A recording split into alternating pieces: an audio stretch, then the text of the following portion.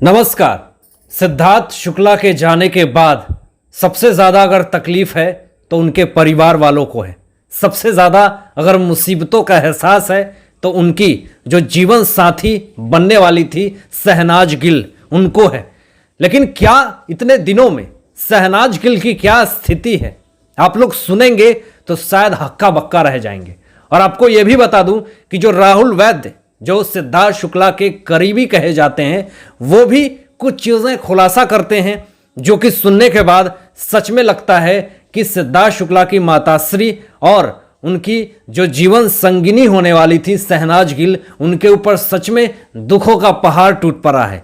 ये सारी बातें डिटेल्स में आपको बताएंगे, तो लाइव अपडेट पाने के लिए इस चैनल को सब्सक्राइब करके बेल आइकन को प्रेस जरूर कर दीजिएगा और वीडियो के अंत तक बने रहिए।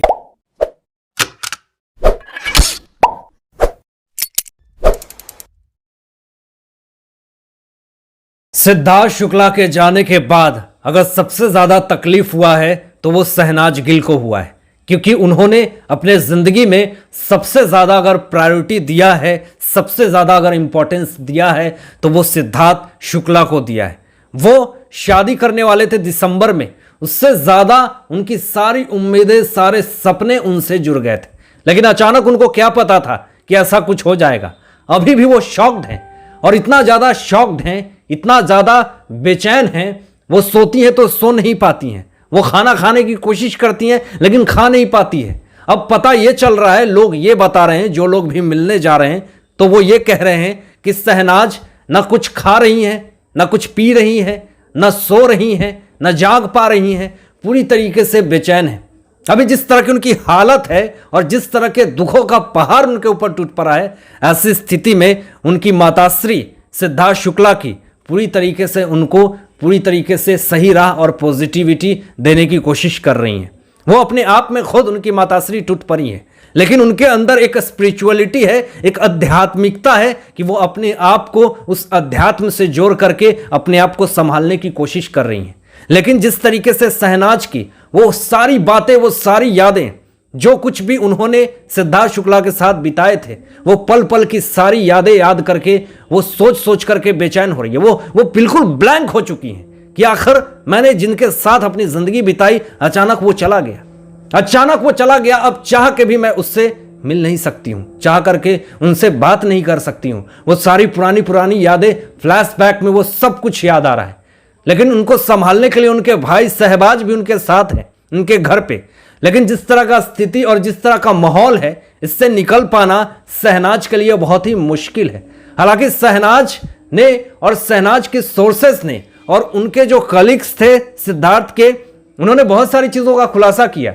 जो बातें आई वो ये आई कि शहनाज गिल 1:30 पे सिद्धार्थ शुक्ला से मिलने जाती हैं और सिद्धार्थ शुक्ला कहते हैं कि मुझे आपकी गोद में सोना है। और फिर उसके बाद 1:30 बजे के आसपास सिद्धार्थ शुक्ला उनके गोद में अपने सिर को रख के और उनके कमर को सहलाते हुए सिद्धार्थ शुक्ला को वो सुला देते हैं। और सुलाने के बाद जब वो 7 बजे उठती हैं और सिद्धार्थ शुक्ला को वो जगाने जाती हैं तो उनका बिल्कुल शरीर ठंडा पड़ चुका था, वो उठ नहीं पा रहे थे। फिर उनको जल्दबाजी में कूपर अस्पताल ले गया, वहां पर उनको मृत घोषित कर दिया गया। लेकिन दोस्तों, आपको यह भी बता दूं कि बिग बॉस 13 में शहनाज गिल और सिद्धार्थ शुक्ला की दोनों की मुलाकात हुई थी और दोनों की प्यार इतना ज्यादा उमड़ कर बढ़ रही थी कि दोनों अपने जिंदगी में शादी को लेकर के काफी ज्यादा सीरियस थे। मतलब शादी नहीं हुई लेकिन फिर भी अपने आप को पति पत्नी से कम नहीं समझते थे।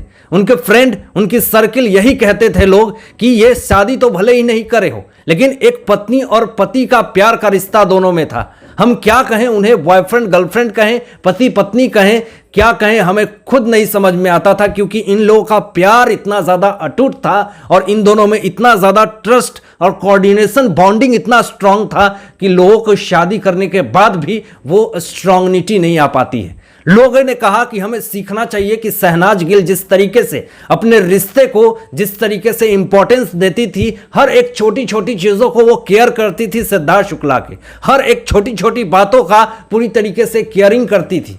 लोग, उनके कलीग्स ये भी कहते हैं कि शहनाज गिल हर एक बात उनके माना करती थी और कभी भी चाहती थी कि उससे कोई भी प्रॉब्लम ना हो, कोई भी उन्हें कष्ट ना हो।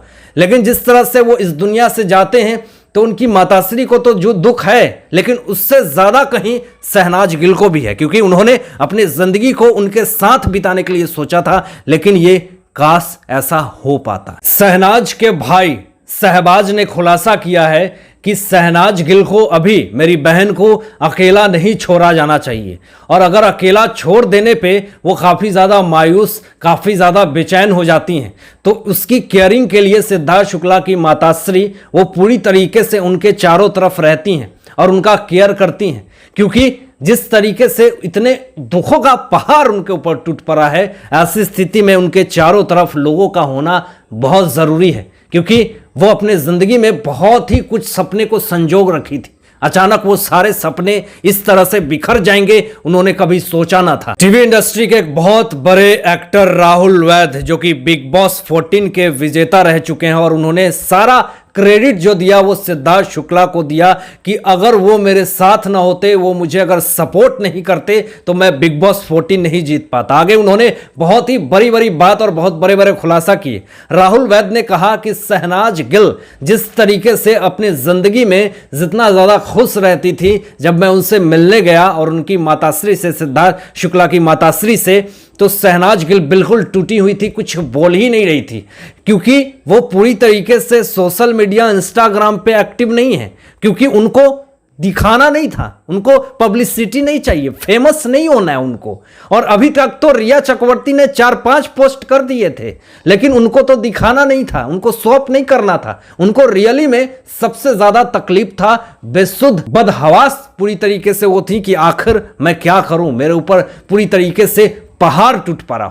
लेकिन उन्होंने माताश्री से भी बात करी राहुल वैद्य ने, तो माताश्री ने यही कहा कि जैसे लग रहा हो कि अब मेरे सारे सपने टूट गए हों, अब मैं किसके लिए जीऊं, जो मेरा सब कुछ था वो मेरे को छोड़ करके चला गया, मेरी जिंदगी किस तरीके से एक भटकते हुए रास्ते की तरफ जा रही है, मैं अब क्या करूं। अगर दुख है, उनकी माताश्री को भी दुख है। राहुल वैद्य ने यह बात का खुलासा किया। एक मां को सबसे ज्यादा तकलीफ होता है जब बच्चा इस दुनिया से चला जाता है। कोई कैसे कह सकता है कि उनकी माताश्री को दुख नहीं है। किसी को दिखा करके रोने से ही क्या लगता है कि उसको सबसे ज्यादा तकलीफ है, सबसे ज्यादा दुख है। एक बंद कमरे में जिस तरीके से मां घुट घुट कर रोती है, वो बंद कमरे में कौन मीडिया वाला जाता है? वहां पे कोई जाता है कैमरा लेकर के? उस बंद कमरे में मां की आह और मां की दुख, वो जो होता है वो दिल का दर्द होता है। वहां पे कोई मीडिया, वो कोई नहीं पहुंचता, पत्रकार, वो पूरी तरीके से फीलिंग्स होती है, दिल की फीलिंग्स होती है। इस चीज को समझने की जरूरत है। और जो लोग जाकर के खबरी बन करके उनके घर पे जाकर के कुछ की कुछ बात करके, कुछ की कुछ बात मीडिया में ला करके फैला रहे, बंद कीजिए अगर ऐसी चीजें करने की कोशिश कर रहे हैं तो।